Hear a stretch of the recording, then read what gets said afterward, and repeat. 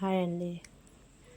Customer blouse అండి. ఇలా 1.5 inch cut చేసుకొని ఇలా తిప్పుకున్నానండి. బొంది మొత్తము ఇలా నీడిల్స్తో తిప్పుకొని కొంచెం అసలు ఆ నీడిల్స్ సరిగా అతుక్కోలేదు కాబట్టి అది కొంచెం లేట్ అయింది. నీడిల్స్ అలా 2 ఇంచులు పెట్టుకొని కట్ చేసుకున్నాను. అన్నీ అలా కట్ చేసి పెట్టుకుని నేను ముందు బ్లౌజ్ అంతా పైపింగ్ వేసి పెట్టుకున్నానండి.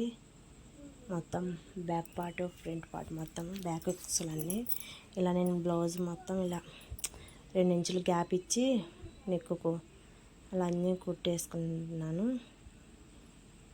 దానం బ్లౌజ్ చిక్కగా కుట్టానండి, గ్యాప్ రాకుండా అలా మొత్తం కుట్టేసి మామూలుగా మొత్తం ఇలా తిప్పేసినానండి. అలా కొంచెం రఫ్ చేసుకోవాలి లాస్ట్న.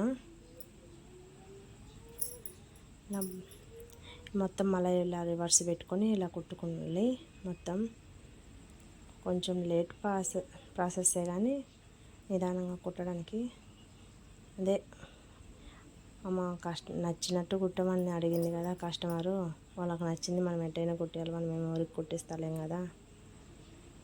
మొత్తం ఇలా కట్టేసి ఎస్ట్ పీస్ మొత్తం కట్ చేసుకోవాలి. ఇలా వీడియోలో చూపిస్తున్నట్టు మొత్తం కట్ చేసుకోవాలి.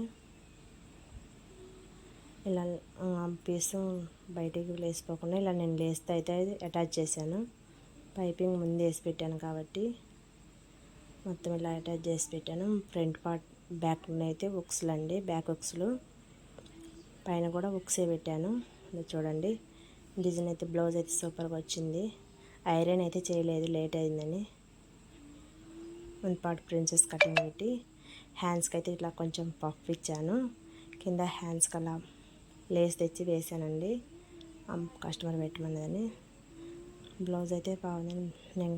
నా వీడియో కానీ నచ్చితే లైక్ చేసి